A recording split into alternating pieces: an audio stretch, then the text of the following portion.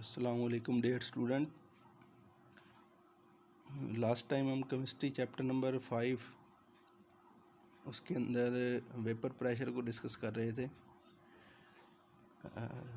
Physical state of matter में हमने discuss किया था कि गैसेस जो हैं उनकी प्रॉपर्टीज़ क्या होती हैं और लिक्विड और सॉलिड स्टेट में जो मैटर है उसकी प्रॉपर्टीज़ क्या हैं।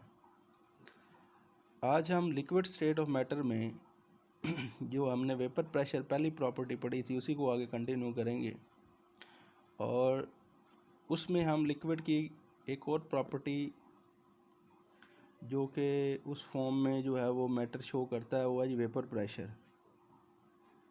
जब लिक्विड उसको हीट किया जाता है और उसके जो है वेपर्स वो वेपर्स में कन्वर्ट होता है और उसके जो वेपर्स हैं वो लिक्विड की सतह के ऊपर जो प्रेशर एक्सर्ट करते हैं वो वेपर प्रेशर कहलाता है। इसकी प्रॉपर अगर हम डेफिनेशन बनाएं तो vapour pressure exerted by the vapour of the liquid with the equilibrium at constant temperature.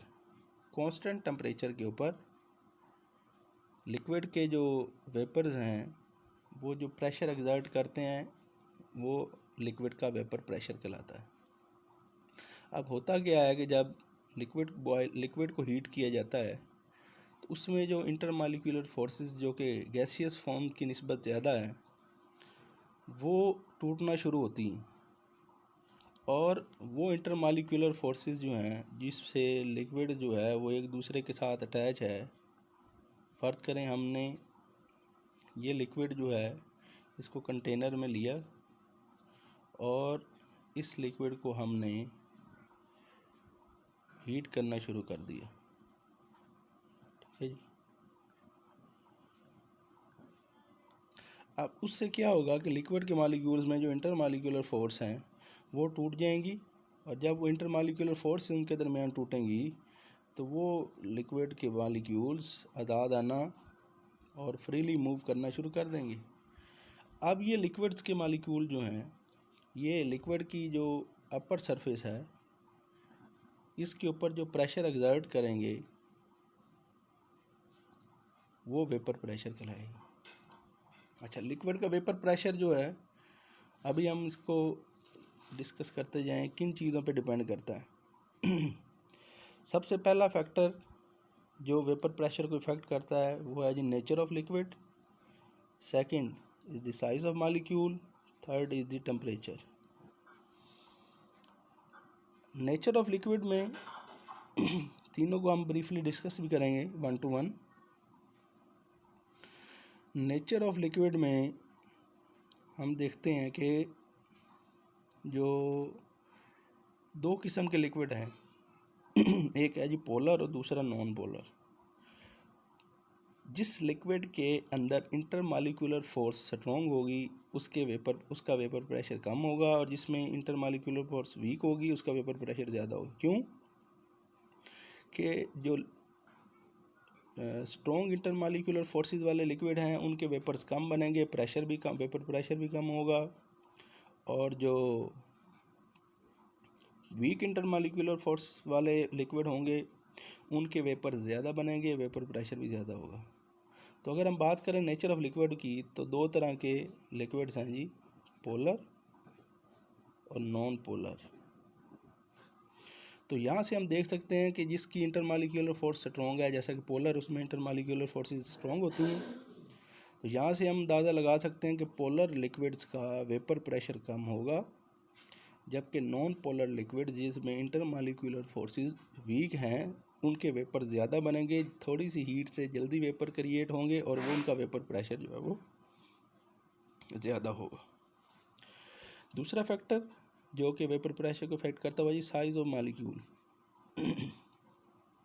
ऐसे लिक्विड जिनके मॉलिक्यूलर साइज़ स्मॉल है उनके वेपर ज़्यादा बनेंगे और ऐसे लिक्विड जिनका मॉलिक्यूलर साइज़ लार्ज है उसके वेपर जो हैं वो कम बनेंगे। तो यहाँ से हम इमेजिन कर सकते हैं कि जिसके वेपर ज़्यादा बनेंगे वेपर प्रेशर उसी का ज़्यादा होगा। तो जो स्मॉल साइज़ हैं इनका प्रेशर कम होगा और जो लार्ज साइज़ हैं जो स्मॉल साइज़ हैं इनका प्रेशर जो है वो हाई, वेपर प्रेशर हाई होगा, और जो लार्ज साइज़ हैं इनका वेपर प्रेशर जो है वो लो होगा। यानी small size molecules can easily evaporate, therefore they exert high vapor pressure and as compared to large size molecule which creates small amount of vapors and their vapor pressure is low. Third thing, तीसरी चीज़ जो है वो इसके अंदर वो है जी temperature. Temperature का कम या ज़्यादा होना ये भी वेपर प्रेशर को इफ़ेक्ट करता है। जितना टेम्परेचर हाई होता जाएगा वेपर प्रेशर भी हाई होता जाएगा, क्योंकि वेपर्स ज़्यादा बनेंगे, और जितना हम टेम्परेचर कम करेंगे उतने ही वेपर्स भी कम होंगे, एवेपोरेशन उतनी कम होगी, वेपर प्रेशर भी उतना ही कम होगा। ये एक सिंपल सी है। अभी हम डिस्कस करते जाएं एक और लिक्विड की प्रॉपर्टी जिसका नाम है जी बॉइलिंग पॉइंट। बॉइलिंग पॉइंट क्या है जी? जब लिक्विड को हम हीट करते हैं उसके वेपर्स बनना शुरू होते हैं, उससे वेपर प्रेशर क्रिएट होता है। वो वेपर प्रेशर जब एक्सटर्नल प्रेशर के इक्वल हो जाए, vapour pressure when the temperature equal to when temperature at which vapor pressure become equal to the external pressure and liquid start boiling, this temperature is called boiling point. Boiling point में क्या होता है जी कि जब हम liquid को heat करना शुरू करते हैं उसके अंदर इंटरमॉलिक्यूलर फोर्सेस वीक जो है वो टूटना शुरू हो जाएंगी, उनकी काइनेटिक एनर्जी में इजाफा होगा। टेम्परेचर के इजाफे से काइनेटिक एनर्जी में इजाफा होगा, और वो काइनेटिक एनर्जी से लिक्विड के मॉलिक्यूल उनकी मूवमेंट ज़्यादा हो जाएगी, इंक्रीज़ हो जाएगी। कुछ तो उसमें से वेपर में कन्वर्ट हो जाएंगे और कुछ जो हैं वो उसी के अंदर इतनी हाई काइनेटिक एनर्जी से मूव करना शुरू करेंगे, और जो वेपर्स में कन्वर्ट होंगे वो वेपर प्रेशर क्रिएट करेंगे। उस प्रेशर के क्रिएट होने से जब वो प्रेशर एक्सटर्नल प्रेशर के इक्वल हो जाएगा तो लिक्विड जो है वो बॉयल होना शुरू हो जाएगा। अब लिक्विड की ये प्रॉपर्टी कितनी चीज़ों पे डिपेंड करती है इसको भी हम डिस्कस करेंगे। तो उसमें सबसे पहले nature of liquid, intermolecular force, external pressure. Nature of liquid, यहाँ पर भी बात वही है कि दो किस्म के लिक्विड हैं नेचर में, nature wise, polar, non polar. Polar का बॉइलिंग पॉइंट हाई होता है, नॉन पोलर का बॉइलिंग पॉइंट लो होता है। क्यों? कि पोलर की intermolecular force strong, non polar की वीक है। इसके लिए इसको इंटरमॉलिक्यूलर फोर्स को तोड़ने के लिए हमें ज़्यादा टेम्परेचर चाहिए, तो जिससे उसका बॉइलिंग पॉइंट, उसकी रेंज जो है वो हाई होगी as compare to non polar. अगर हम वाटर की बात करें, वाटर जिसका बॉइलिंग पॉइंट 100 है, पोलर लिक्विड है। और अगर हम बात करें अल्कोहल की जिसका बॉइलिंग पॉइंट 78 है, जो कि नॉन पोलर है। वजह क्या है कि वाटर जो है वो पोलर है, इंटरमॉलिक्यूलर फोर्स स्ट्रॉन्ग होने की वजह से बॉइलिंग पॉइंट इंक्रीज होगा as compare to alcohol which is a non polar, intermolecular forces are weak. अब नेक्स्ट आ गई इंटरमॉलिक्यूलर फोर्स। वही बात, जिस लिक्विड में इंटरमॉलिक्यूलर फोर्सेस स्ट्रॉन्ग होती जाएंगी, बॉइलिंग पॉइंट उनका इंक्रीज होता जाएगा। जिसकी इंटरमॉलिक्यूलर फोर्स वीक होंगी, बॉइलिंग पॉइंट उसका जो है वो वीक होता जाएगा, लो होता जाएगा। एक्सटर्नल प्रेशर में